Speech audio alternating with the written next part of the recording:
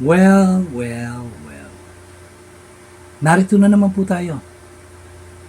Ito ang iyong kahuntahan, Kuya Clerby po. Ngayon ang ating pag-uusapan, tunay talagang napakasalimot. At sa totoo lang tiyak, marami ang magtataas ng kilay o magagalit sa akin, sa aking mga sasabihin. At marami rin ang hindi maniniwala. Ano nga ba ito? Ito ay tungkol sa muling pagkabuhay. Sa ibang reliyon tinatawag nila itong reincarnation. Habang sa Kristyanismo ay tinatawag itong resurrection. Ayon sa aking pag-aaral, ang reincarnation ay tumutukoy sa pagkabuhay na muli ng isang tao o bumalik sa daigdig. Ay maaari itong pumunta o lumipat sa tao rin o isilang uling tao. O maaari naman itong isilang sa anumang hayop o kahit anong hayop o kahit anong halaman. Basta may buhay ay maaaring lumipat ang kaluluwa ng isang tao. Kaya kung mapapansin nyo, may mga lugar dyan sa India na talaga namang ang mga hayop ay kanilang inaalagaan at hindi pinapatay. At ay malaya itong nakakapamasyal sa kung saang lugar nila gusto. Maaari itong pumasok sa mga mall o kahit anong mga lugar. Dahil nga, naniniwala sila na ang mga hayop na ito reincarnation o reincarnate ng kanilang mga ninuno o yung mga namatay na mga mahal sa buhay. At meron pa nga dahil nga naniniwala sila na ito ay kanilang mga ninuno o kanilang guro o kanilang mga maestro, naniniwala sila na doon lumipat yung kanilang maestro. At ito'y, sinasamba nga nila. At meron niya akong nabasa at napanood na pati daga ay sinasamba nila. Hindi ko naman mamaliitin ang kanilang mga kultura at paniniwala. At yun akin nilarespeto dahil yan ang kanilang pagkakaalam. Subalit ito ay kaiba sa aking sasabihin. Hindi ganito. Maaaring may pagkahawig pero malayo. Gayun din ang resurrection. Kasi ang resurrection na nangyari kay Jesucristo, siya ay namatay and then after 3 days ay nabuhay na muli. Ito, aking sasabihin ay hindi. Siguro mahaba-habang eksplanasyon ang ating gagawin dito sa bagay na ito para maipaliwanag ng gusto sa inyo. Siguro mga 2 hanggang 3 slice ay magagamit natin. Kaya posibleng magkaroon ng ikalawang parte hanggang ikatlong parte ang kabuuan ng ating tatalakayin. Ang totoo, ang pagkabuhay na muli o pagbalik uli ng ating kaluluwa sa physical world ay magmumula doon sa third heaven. Di ba tinalakay natin yung first heaven, second heaven, third heaven. Ngayon, kapag tapos na mag-aral o makalap o kumalap ng mga kaalaman ang ating kaluluwa o consciousness doon sa third heaven, babalik nito sa physical world. Subalit bago ito bumalik sa physical world,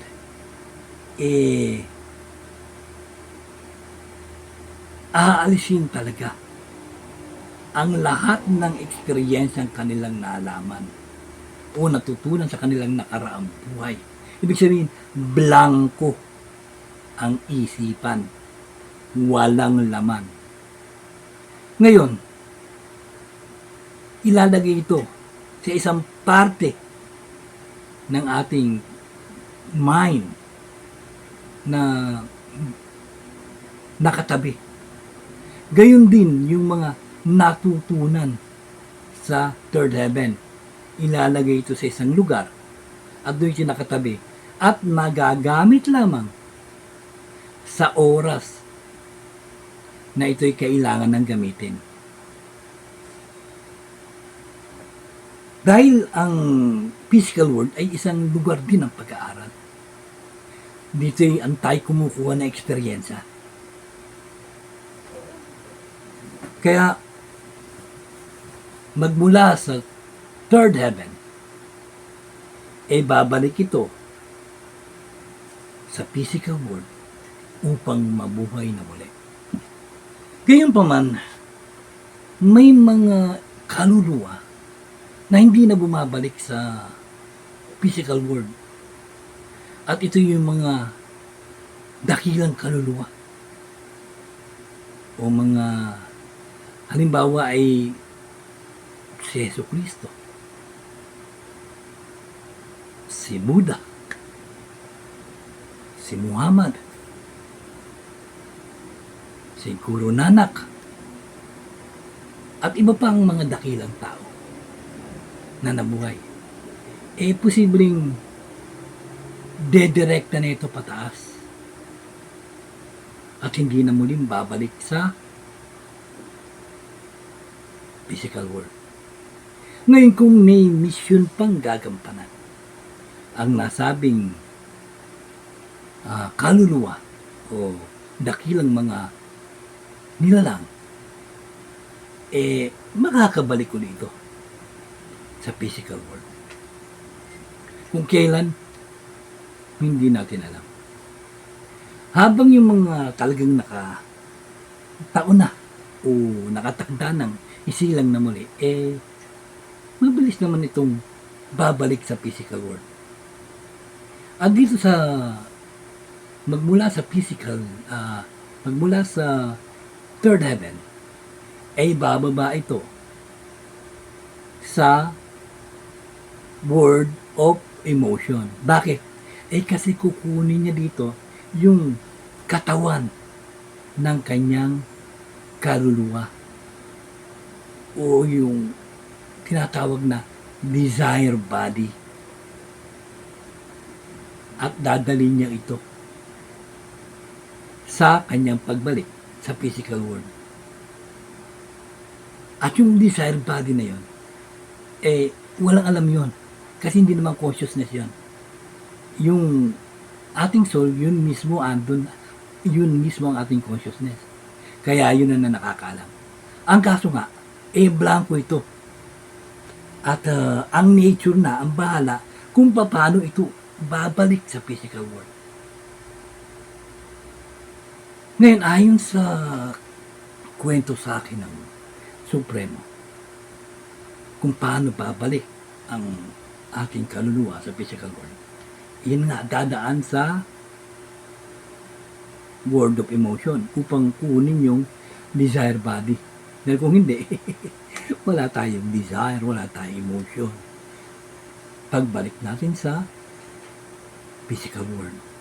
At dito, maraming dadaanan ang ating kaluluwa bago mamuhay. Kasi merong mga lugar na kailangang daanan ng ating dahil kailangan kunin niya yung mga bagay na kailangan niya para makarating mismo dun sa tinatawag natin physical world. At yan natalakay ko na yan eh. Hanapin nyo na lang kung anong sa consciousness nata ito. 24 hanggang 25 something. Oo. Kung paano yung dadaan yung ating kaluluwa dun sa mga lugar na yon. Ngayon kapag ka nakakuha na lahat ng ating kaluluwa, ang ating conscious mind at nakuha na lahat, ihanda na ito ng nature sa pagsilang na muli. Ngayon, paano? Abay, hindi ito makakalipat sa basta-basta na lang na tao. Kailangan, katulad ng kanyang magiging karma o yung karma kanyang babayaran doon sa kanyang sisilangan na tao. Ibig sabihin, yung karmang binayaran mo doon sa second heaven, hindi naman lubos. Dahil babayaran mo pa rin dito yon sa lupa. Kasi nga dito mo ginawa. Kung ano yung ginawa, siya mong aanihin. Maliban pa yung parusa doon. Kaya tayo umayos-ayos tayo ng buhay. Napakahirap. At dito, kapag ang karma mo hindi akma doon sa fetus na isisilang, ay hindi ka makakapasok. Ato, meron akong halimbawa, yung isang babaeng buntis at malapit ng mga anak. Naku, katakot-takot ang mga kaluluwang nakapaikot dyan. At hindi niya alam yun. Andiyan yan, wala siya nakapaikot din yan. At lahat yan nagbabaka sakaling makapasok dun sa kanyang isisilang. Diba? Ngayon, halimbawa yung tao, akma doon sa kaluluwang, doon sa kaluluwang papasok to. Yung espiritu, mauunang pumasok doon sa fetus. Bakit yan? Magkakaroon ng buhay. Kasi nga yung espiritu, yan ang buhay. Kaya nga, espiritong buhay. At doon, mabubuhay yung fetus na yon. At yung nature, walang makakapasok doon. Kasi yung espiritong andon, meron ng pag-aari. Pag-aari yon nung taong dating may buhay nito. O dating may past life. Ngayon, hahanapin ito ng nature kung sino sa mga kaluluwa ang pwedeng pumasok sa nasabing bagong buhay na fetus o bagong buhay na sa totoo lang pagtama ng egg cell at sperm cell ay magkakaroon na agad ito ng buhay at doon na papasok yung espiritu dahil nagkaroon na ng buhay. Ganon. At ito, maghihintay pa ng ilang buwan bago ang kaluluwa ay makapasok doon. Siguro mga 6 months hanggang 7 months. Kasi kailangan ma-develop muna itong bilang tao sa loob ng sinapupunan ng isang tao. At kapag kumpleto na, ang brain nito ay kumpleto na rin at lahat ay pwede na. Dahil ang consciousness ay sakop ang lahat. Kaya hindi ito makakapasok kung isang butil na dugo pa lang yun. Kasi wala pa itong brain, wala pa itong mga kung ano-ano pa. Ang tanging meron lamang dito ay buhay. Dahil meron ng espiritu. Naunawaan nyo? Medyo nakakalito, no? At yan, pagka nabuo na ng maayos ang bata sa sinapupunan ng isang babae, ay maaari nang pumasok ang kaluluwang nakaukol dito. At kung ikaw ang nakaukol dito, ikaw ang makakapasok. At kung ano, mabuti ka, di mabuti. Kung masama itong bata, hindi ka makakapasok kung ikaw'y mabuti. Hahanap ka hanapin mo yung katulad ng karma mo. At kung masama ka naman, at ito'y mabuti naman na espiritu, hindi ka makakapasok. Hahanapin mo yung bagay sa iyong karma. Kaya nga minsan pagsilang mo putol ang paa, bulag, pipiyak, kung ano-ano pa. Dahil yun sa karma. At doon ka tamang pumasok. Dahil yun ang eksaktong karma mo. Doon sa fetus o sanggol na naroon sa loob ng sinapupunan ng isang babae. At siyempre, dahil nga tinanggal ng dun sa itaas sa third heaven ang lahat ng iyong kaalaman. Siyempre, pagsilang mo, wala kang alam maliban sa umiyak. Kaya, ang isang sanggol pagsilang, ang unang gagawin ay umiyak. Dahil yun lamang ang nakatatak o nakatanim o iniwan na bagay sa iyong consciousness ang umiyak. Kasi nga binura lahat. At yun ang una mong gagawin sa physical world pagsilang mo. Diba? Pagsilang. Yan ang pagsilang na muli. Ang totoo niya, unti-unti kang magkakaroon ng kaalaman habang lumalaki ka, habang nagkakaedad ka. At yan dahil una mapapansin mo nga sa isang bata ang iyak lang. Iyak ng iyak, puro lang. Gutom lang, yun lang alam niya Iyak, gutom. Na hindi nga marunong gumalaw o lumipat ng lugar kasi nga hindi niya pa niya alam.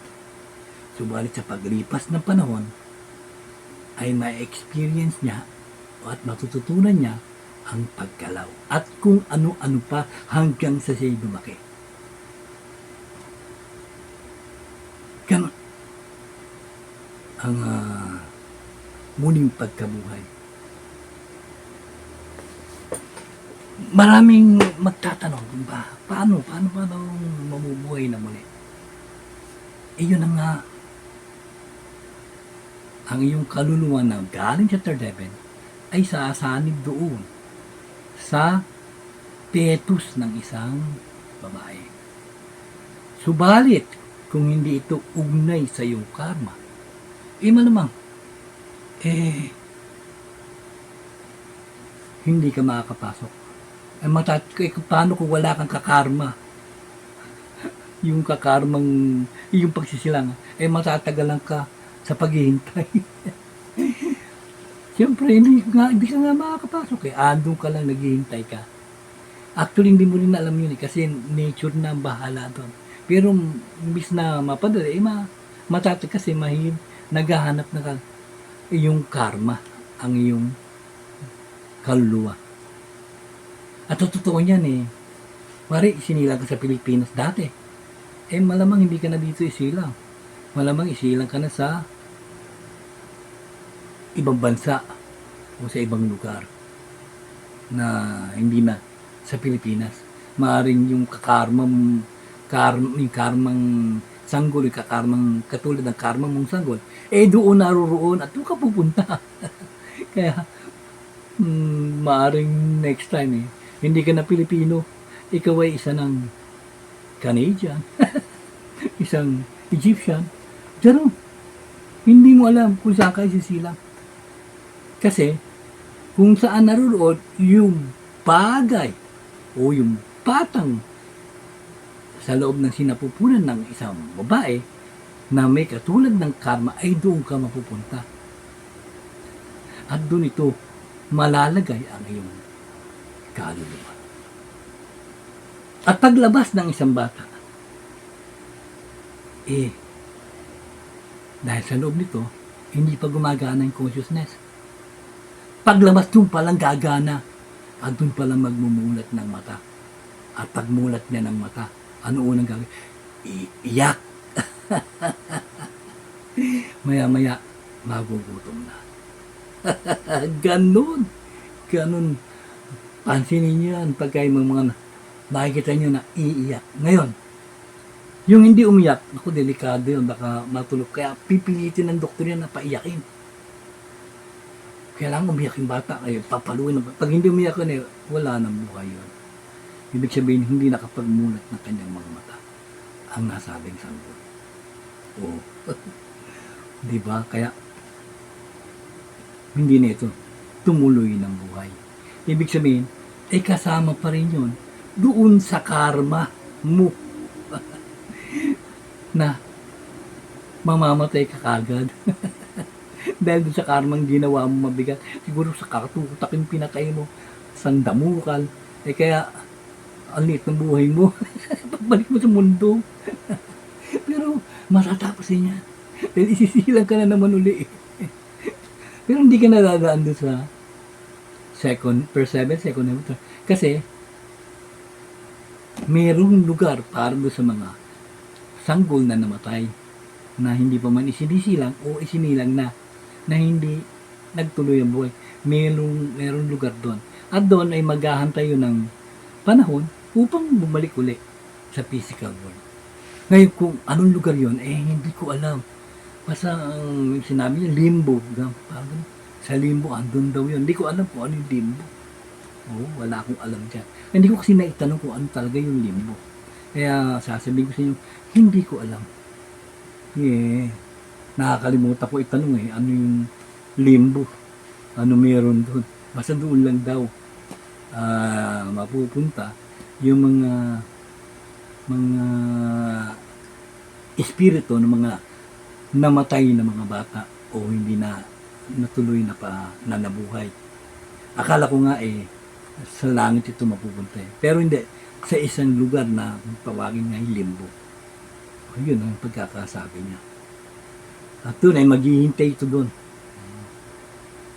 Sabi ko nga, kapag yung isang tao ay dakila, hindi na uli sisilang uli. Rekta na kagad yun. At papanik na kagad doon. Papunta sa Word of God. Ngayon, kung anong dadaanan niya doon, siyempre, yung pagkatapos ng Word of Truth, dadaan sa Word of Life Spirit, Yun eh, hindi ko alam kung ano meron doon. Kung ano gagawin niya doon. Pagdaan niya doon. At yung pang susunod doon ay yung Word of Divine Spirit. Hindi ko rin alam. Ganon din sa Word of Virgin Spirit. Kung ano dadaanan niya doon at anong gagawin niya doon. Bago siya makarating doon sa Word of God. Ganon. Pero yung tao, ordinary tayo, hindi naman tayo dakila, eh kailangan bumalik tayo uli sa physical world. Ngayon sabi na, hindi na nga raw bumabalik ang tao. Pag namatay, patay na, doon ka na lang sa impyerno ka na lang o sa langit ka na lang. Alam nyo, sa totoo lang, may binanggit si Jesus eh.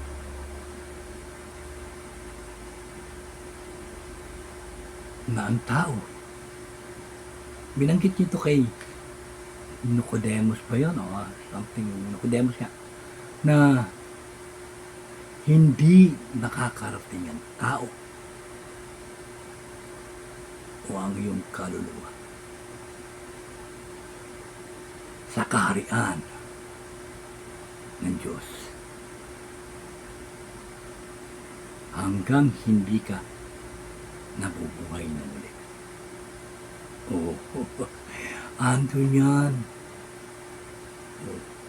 Sa Bible, mababasa yan. Ngayon, yan ang ipapaliwanag ko sa inyo sa susunod natin pagkikita. Eh kasi nga napakahaba kasing discussion. Ayoko naman humaba. Eh dahil nakakaboring pagka masyadong mahaba. Ngayon, puputuloy natin ito at itutuloy natin sa susunod nating slice. At marami pa tayong pag-uusapan tungkol sa pagkabuhay. Yan ay simula pa lang. At marami kayong dapat malaman. Paano? Hanggang dito na lang. Hanggang sa susunod.